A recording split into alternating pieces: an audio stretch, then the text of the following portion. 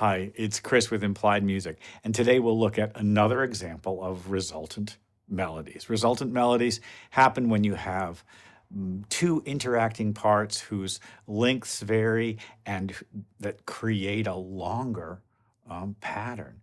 Well, we're going to look at hexachordia, a piece that uses a series of scales to create a much longer pattern.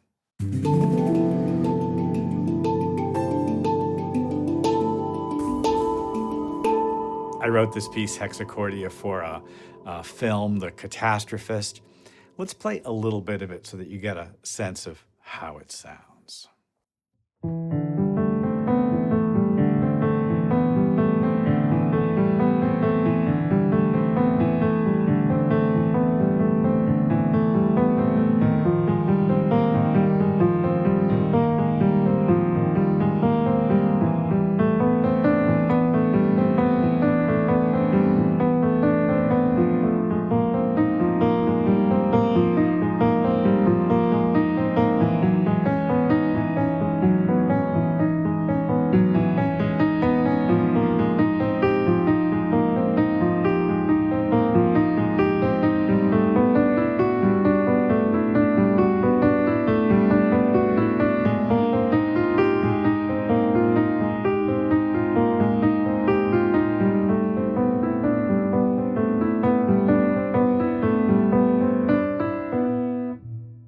All right, what makes that work?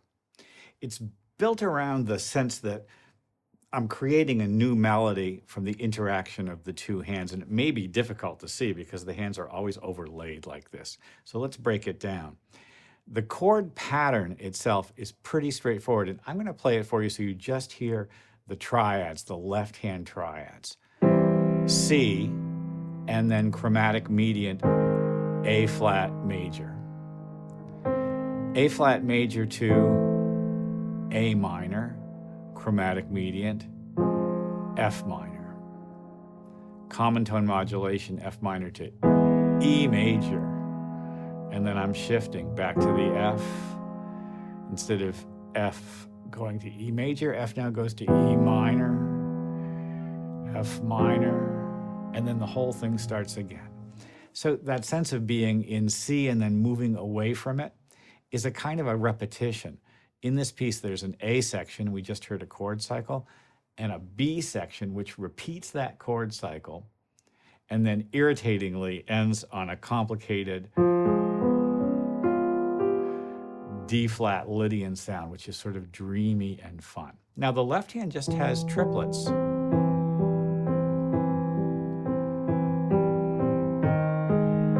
I'm voicing the chords carefully so that they move smoothly from chord to chord. And that's three notes. The right hand will also have three notes, but three different notes. Now, for the C chord, the three different notes are D, A, and B. And I could think of those tones in a C scale or a C chord as the 9th, 6th, or maybe 13th, and major 7. I guess we'll have to call it the 6th since this is a very major sound. But in all honesty, I'm really thinking of this collection of tones as a hexachord. I've thrown away one note from the 7-tone scale that's associated with it, and each of these chords is a hexachord scale. I've thrown away one note. It might be the 4th, it might be the 7th, kind of throwing away one of the half steps. Listen to how these interact. Here's the C chord, the C triad, and here's its interactive pattern. 4 notes.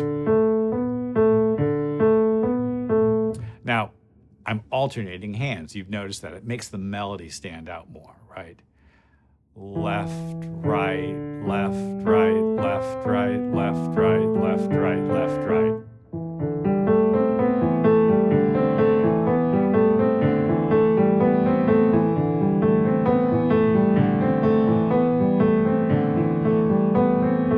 You get this kind of repeating pattern, and it's really quite beautiful. Now, I'm sometimes just very happy to sit right in those things, but I wanted to shift chords, and so as I shift, A flat, triad, and 3, 3 alternate notes. It goes on. A minor triad. 3 alternate notes that happen to be a G triad. A minor triad, G triad. Sometimes it's as simple as a couple of triads sitting right next to each other. This chord progression, C, A flat major, A minor, F minor 7, E, F minor 7, E minor, back to the F minor 7, then repeats. Let's listen to the run of the whole thing.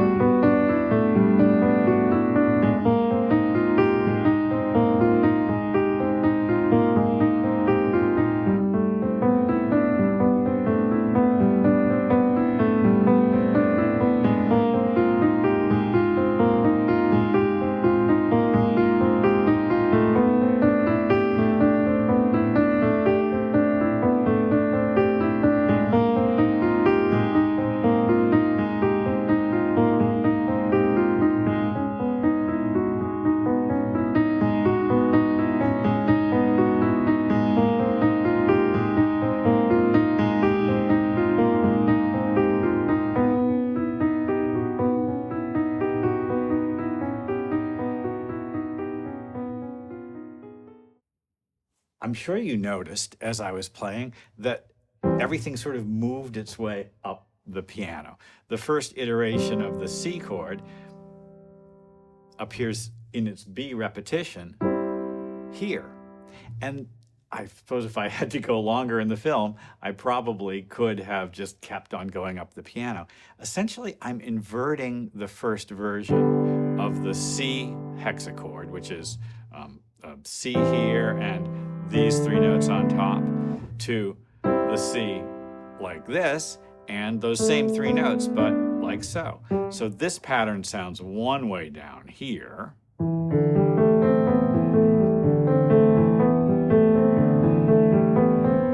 And then the same 3 notes in inversion up here give me a different melody.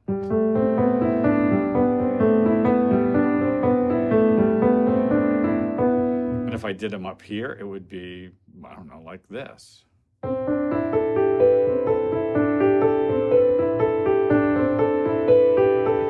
get the idea. The progressive inversion of the chord cycle builds up the keyboard and kind of gradually sort of takes me to a place where at the end it finally just dissolves. And that's just the nature of what had to happen in the picture. It sort of gets a little chaotic and dissonant and a little bit difficult.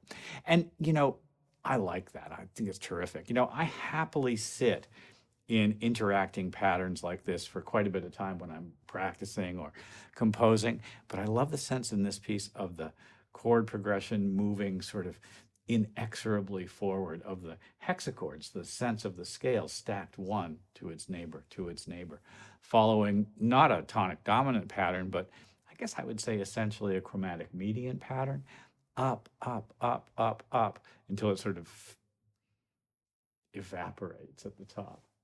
Well, I hope this has been useful. Like and subscribe, ding the bell, you'll be notified when I do my videos. I'll see you next time.